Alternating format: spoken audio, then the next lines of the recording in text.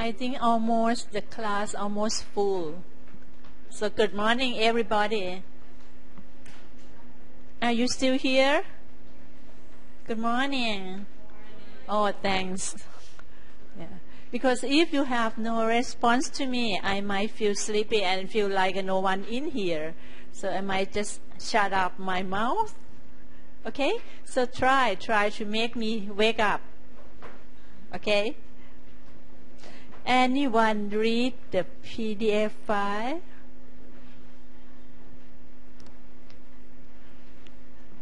Is there anyone read the file?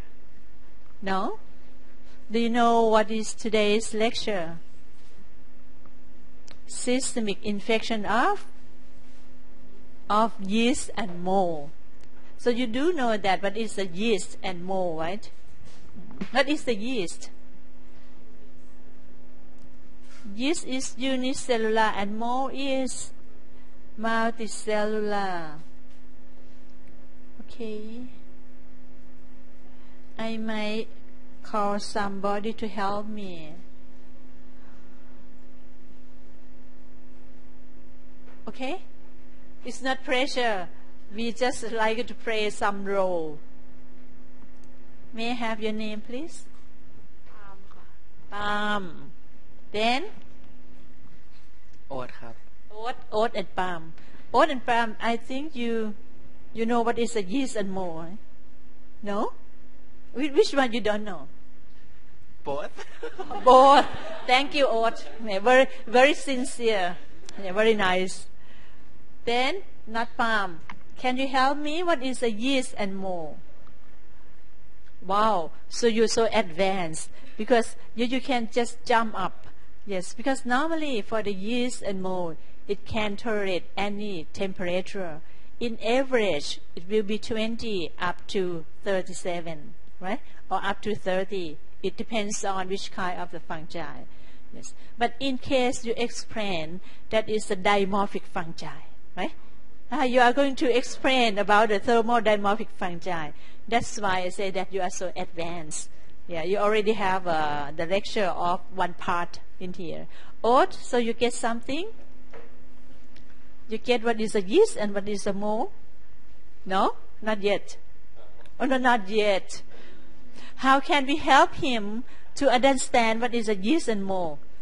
Perhaps you think he get it, right? But he said that he doesn't get it, right? Okay, both Oat. Let's see the end of this hour, this period. Yeah, how you gonna know what is a yeast and mold? Okay, that is some of the formative, right, Ajahn? That is one of the formative. If you don't get that, Oat, and also the end of the class, do you know? Are you going to be a friend of an Oat? Oh, so you don't know what is a yeast and mold? You know? Because yesterday you studied about the superficial and cutaneous and subcutaneous. Superficial, it caused from where? From the kikrai, right? Very superficial. Yes. What is the causative agent of that? Tinea versicolor, right? Tinea versicolor caused by normal flora, right? That is the yeast. What is the name of that yeast? Oh, great. It's something fur-fa, right? Something fur-fa is very fur-fa. That's why the normal flora cause, yes, some lesion. Then from the superficial go into cutaneous. That is the root of infection, right?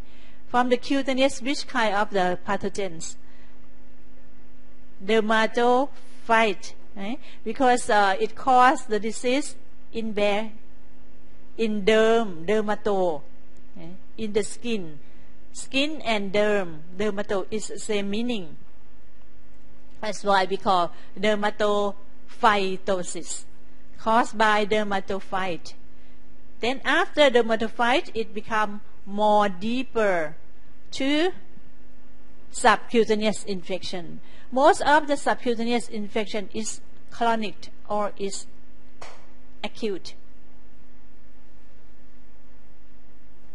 That is a hint of the infection in the subcutaneous, and also is a hint of fungal infection.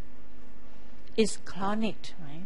So normally the doctor will just forget, not like an adventure for the fungal infection, because it becomes chronic infection. Normally they think about virus infection, right? They think about bacteria, but actually fungus is really the hidden killer. Something that no one think about it, but actually it costs so many money, so many budgets to treat the patient. That is subcutaneous. Could you please help me to get some sample or example or the name of the disease in subcutaneous infection? Sporothrix. The disease. Sporothrix. Mycoses. So when we call the mycotic infection, the N, right, will be suffix will be mycotic infection or mycosis. Okay, so in case of sporothrix, they will put the name, because the causative agent or the pathogen is sporothrix. That's why they call sporothrixosis. Now we come to the Candida. More after subcutaneous will be systemic infection. Yes. So normally, to make it simple, yes, they will divide the systemic infection into two parts, to yeast and to mold. Yes. For the yeast, most of the yeast that is a pathogen. What is the name of that? Candida and something start with C and they end with coccus. Cryptococcus. Yeah, don't forget that when you get the exam, no one is going to tell you start with C and the end of coccus, right? No. So mostly it's Candida and Cryptococcus. And how about the fungus, the mold? Because fungus divided into two parts, right? Unicellular as a yeast and multicellular as a mold. Yeah. So now the systemic infection will be yeast and will be some part of the mold, and another part will be thermodimorphic fungi. So we will start with the yeast.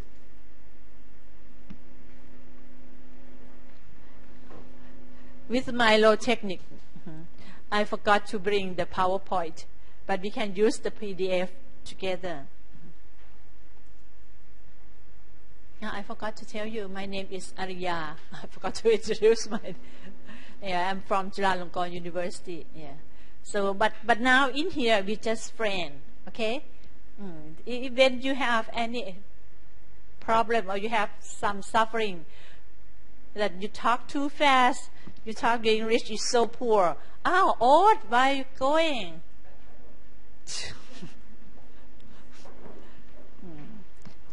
So you can just raise your hand up and then ask, okay? Just feel free. And when you feel sleepy, please let me know so you can have something, okay? So you can see in here, the name of the yeast is so easy. Candida. So this is called candidiasis or candidiasis. Then Cryptococcus, we call cryptococcosis. For the mold infection, will be some systemic infection from non-septate hyphae and from septate hyphae. So this is the image of all diseases, mostly common in Thailand. For the dimorphic fungal infection, or we call thermal dimorphic infection, because we call as properties of the fungus. Whenever the temperature is different at 25 or at environment or as a saprophyte, And at 37, or in our body or in the host, the fungus will just change its form, yes, from the normal or from the saprophyte into which form? Pathogenic form, or tissue form, or yeast form. It depends on which kind of the fungus it will be. And this point I would like to focus. There is only one, very unique. Even now, it become more systemic infection. But it's still, when we say that sporotrichosis or sporotrich Schenckii, right? You study sporotrich Schenckii. Actually, this sporotrich have several species, not only sporotrich Schenckii, but it doesn't matter, let it be. We just know that sporotrich Schenckii is quite typical, is only one of the dimorphic fungi that can cause subcutaneous infection. And we can call them as a zoonotic infection. Mostly, which kind of animal can cause sporotrichosis? It's a cat. Great. Yeah, it's a cat. From where? How the cat cause disease or get a zoonotic infection? How? Scratching. Because the cat will prey on the soil, right? On the ground, and then when the cause, the yeast just get into the scratching of the cat at the leg or the lip, right? The nail. Then it will scratch on the owner. Yeah. And how the lesion it will be? How the lesion of the sporotrichosis? How? Along the lymphatic route. This is very typical. Ajahn so smiling there. At least some. We have to repeat, especially for fungal infection, because now how you feel about the fungal infection?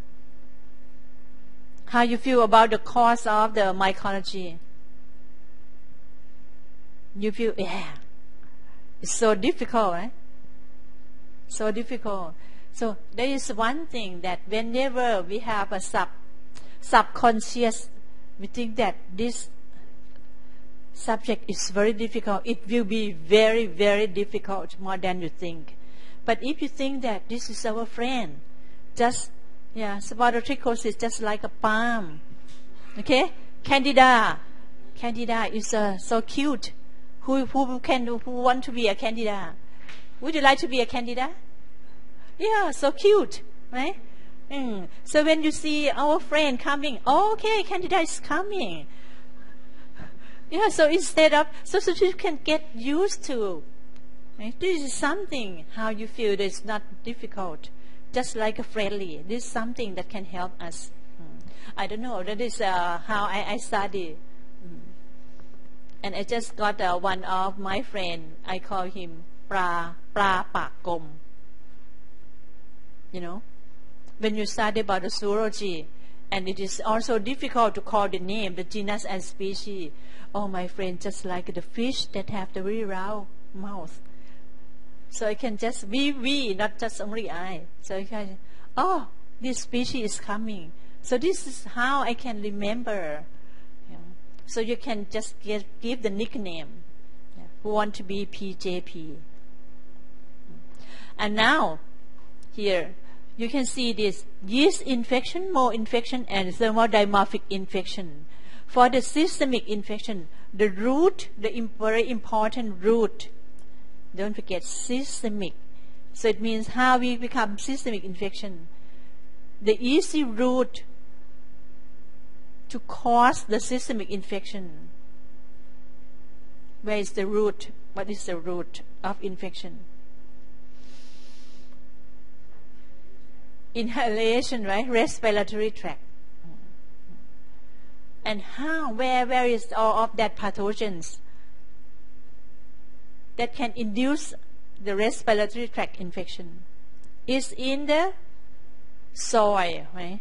Or if it is in the air, we will be killed in a few minutes, right? So it is contaminated in the soil, in some certain soil.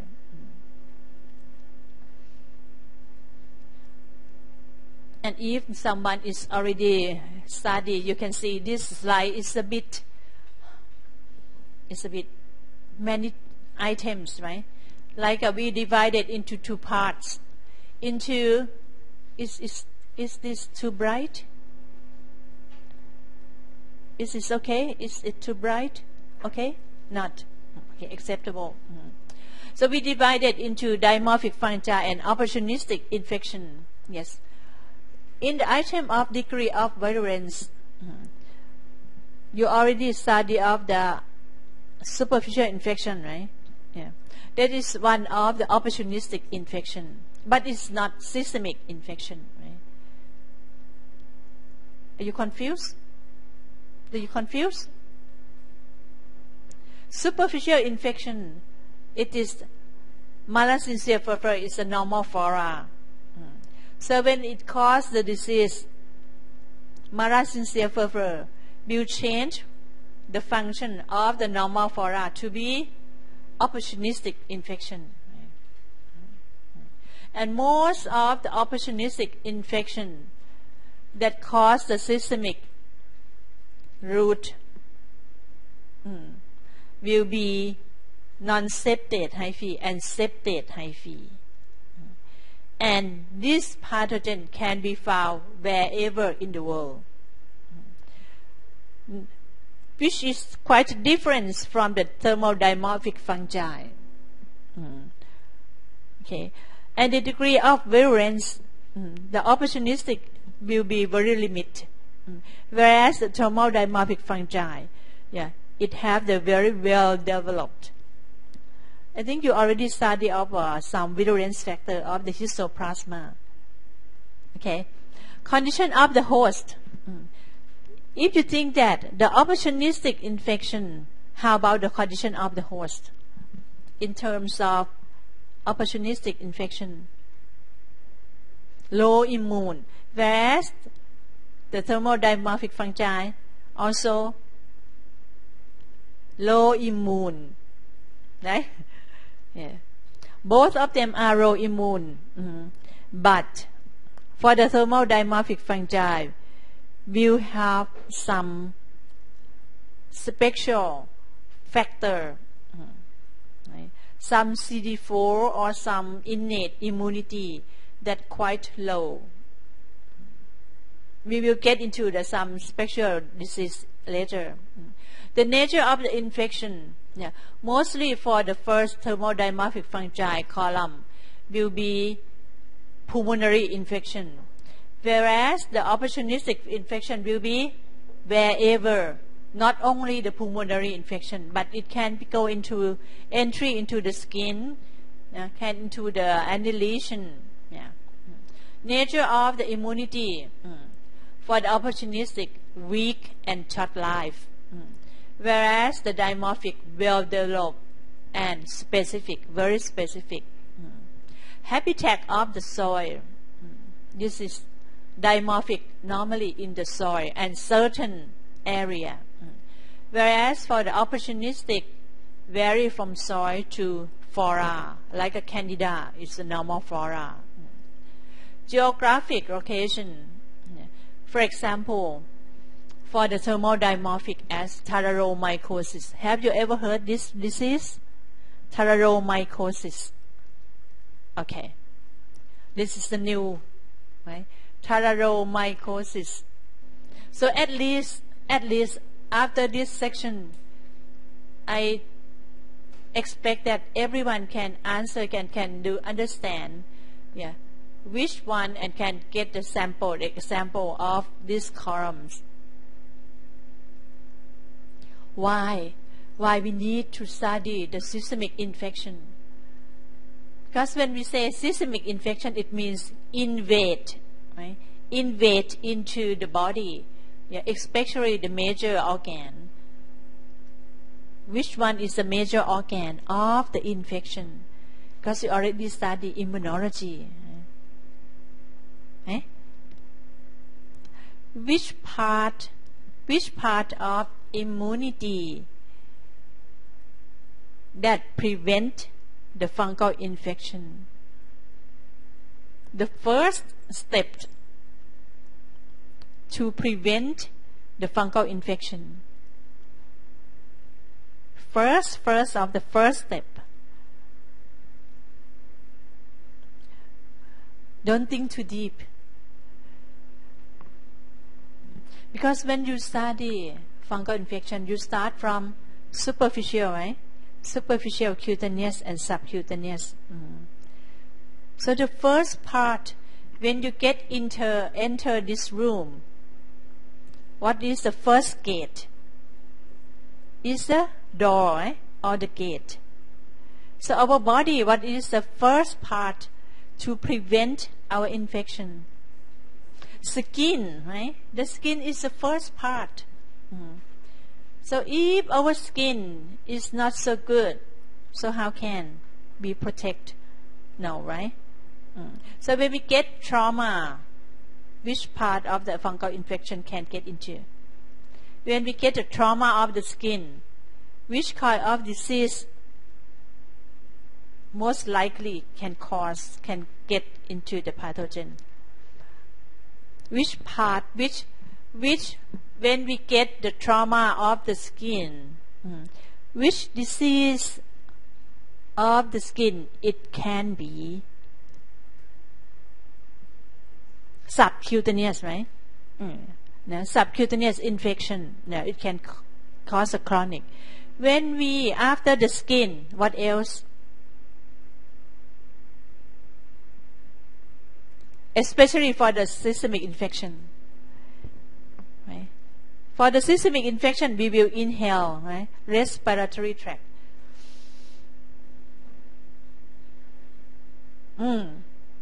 So what is another part of the immunity?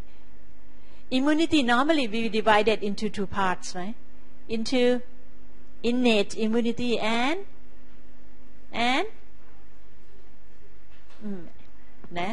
we can both, right? Which part of the immunity that is very important to prevent the fungus? The fungus is big or small? The size of the fungus small when you compare with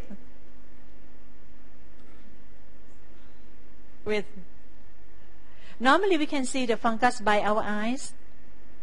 No, we cannot, right? That's why we call them microbe. But when we compare with the virus, we compare with the bacteria, the fungus is quite big, at least 5 to 10 times.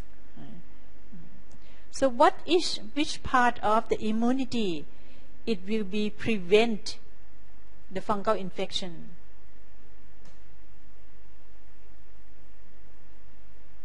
ส่วนไหนของอิมมูนนะคะอิมมูนซิสเต็มที่จะไปจัดการมันพอไม่ตัว because when we think about the fungus, when we get inhaled in our body, is a friend or is a foe? Is a strange antigen or is just used to antigen? It's strange, right? It's strange body. So when the strange body get into our body, which part? Because the size is big too, right? So which immunity? Innate immunity, thanks. Yes, innate immunity will manage, right? Will organize, will kill them. Forget everything, eh? Right now. Now we become into the invasive fungal infection. Yeah, you have some name. You used to Aspergillus, right? Aspergillosis. All of these diseases that are already listed in here is worldwide location, and the number they study by the Denning. And if you have very interested in how important of the fungal infection, and how the fungus kill the patient, yes, when compared to the malaria or to the TB. Because normally we think that TB is very important, right?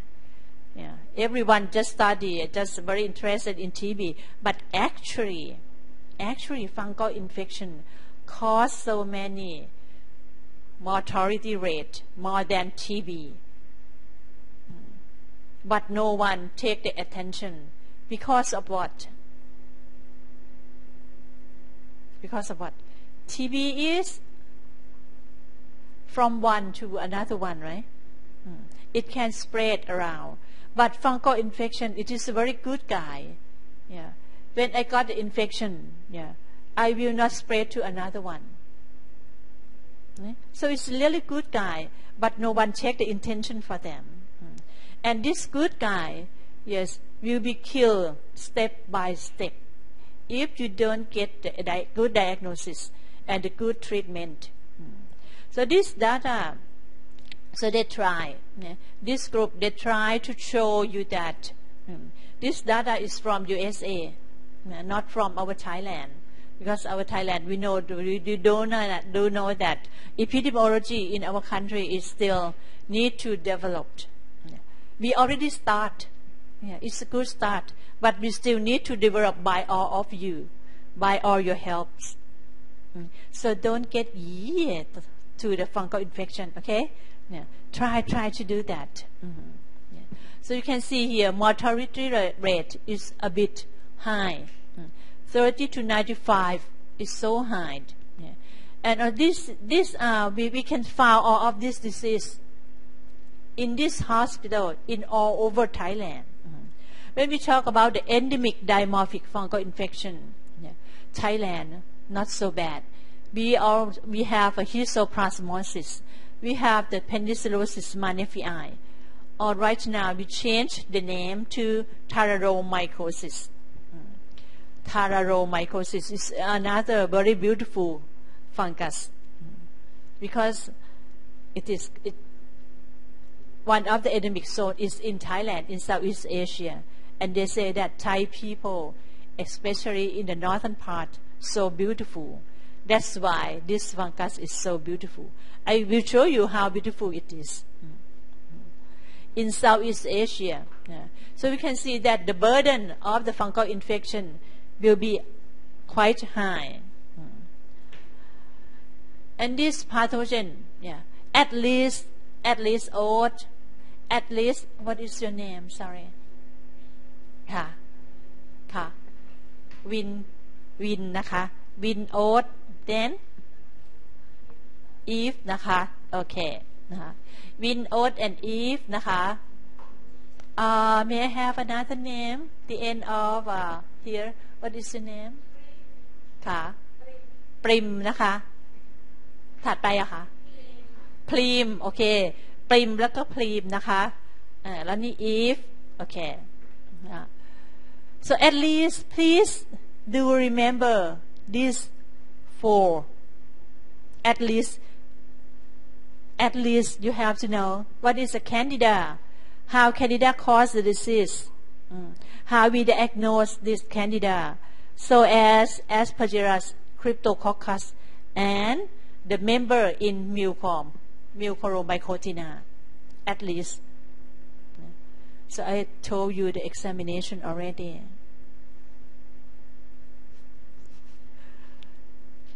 And the associated, how of this disease and relate or the fungus related to the background or underlying disease of each patient.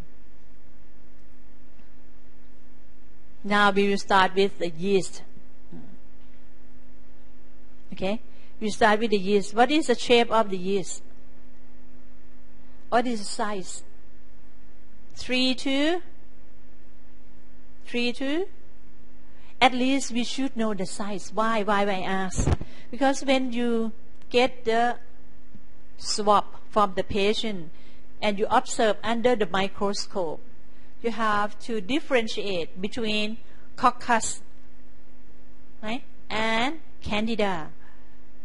Which one is bigger? between coccus and candida or cryptococcus? Which one is bigger? Both of them are gram positive. When you do the oral swab, right, and you do the gram stain, or if you do not have the gram stain, you have to observe under 100 power or 400. So how you differentiate between bacteria and candida? How you differentiate? You don't have the any gram stain, or even you have the gram stain. So challenge. You have the gram stain, and then all of them are gram positive. So how you differentiate between the cell of, because you have to treat the patient right away. The patient cannot come to see you again. They say the C-Sakate, how they come to see you again, right? It costs a lot. So how you differentiate between candida and bacteria? Prim, could you please help me? Yeah, please, thanks. Okay, yeah. My question is that when you have the gram stain of the oral lesion, yes, how you differentiate between candida and bacteria or anticoccus? Because the shape quite similar, right? Yeast also quite spherical or oval, yes. And then, Prim? Oh, we don't know. It's okay. Could you please help me, Candida? Is that okay? I take you like this. So, yeah, this how can we differentiate? Yeah, several spore. Coccus also several spore, right? No, we have nothing. Oh, we have only one slide. No, we have really nothing, because when we get some lesion, right, we get a sample from the patient. We're going to ask, patient, may I have some more? Yeah, we have to think, if we are patient, are we going to let them? No, we are not.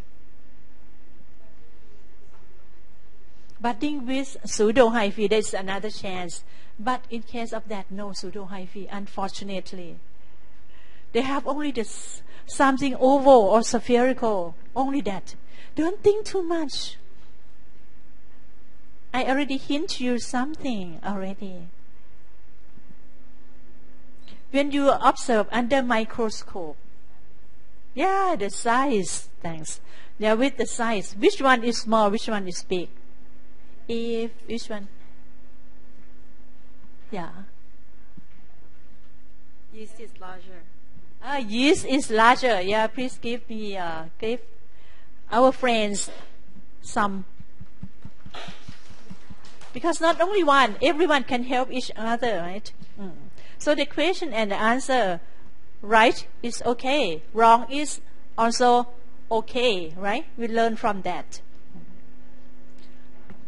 So you do know that coccus is almost the same shape. Almost the same. Whereas the candida is bigger, and another one is pseudohyphae sometimes. Candida gravata doesn't have pseudohyphae. Observe in here. We have mother cell and daughter cell. It's not the same, right? We call budding or blastospore. Right? Blastospore, blast, prup, ยิงออกมานะคะ blastospore. So now you can differentiate with one slide. There's a size. Yeast is bigger. The second is, if the bacteria are almost unique, the same size. Whereas the budding yeast cell will be have mother cell and daughter cell, or grandmother and granddaughter.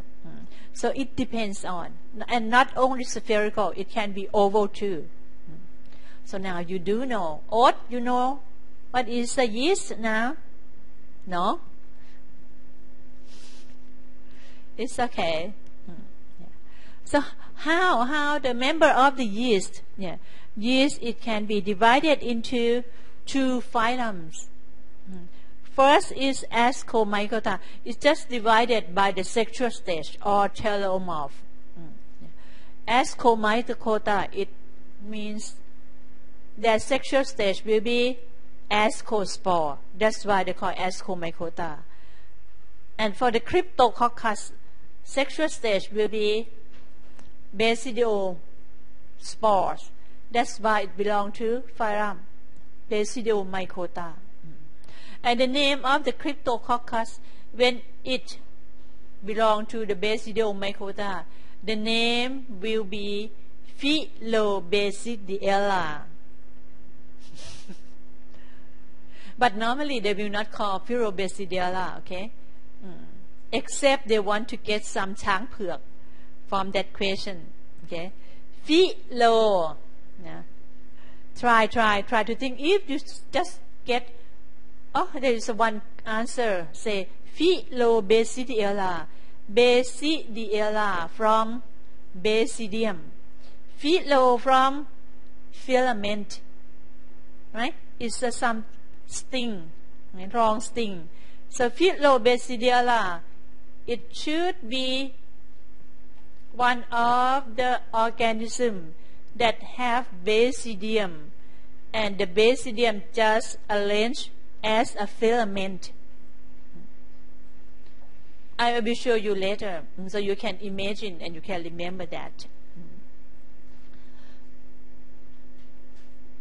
In the previous time, yes, they will call any fungus that have only asexual reproduction or anamorph as a mytosporic fungi. Okay, and this mytosporic fungi, the example, the name is Candida and Cryptococcus. Okay, Candida, whenever we talk about the sexual stage, the sexual stage will belong to phylum Ascomycota. Okay, and the present time in US, and it become into the international law. Whenever we talk about the Candida, it will be belong to the phylum Ascomycota. Okay, the name of the mytosporic fungi, someone still use, but someone they already obsolete, yeah, already ล้าสมัย. Okay, but we have to know this. We will start with the candidiasis. Candidiasis, Candida is normal flora, and at least 20% of the human being we will have Candida in oral cavity or in other mucocutaneous area like a genitalia or intestine. Which part of the body should not have normal flora or Candida?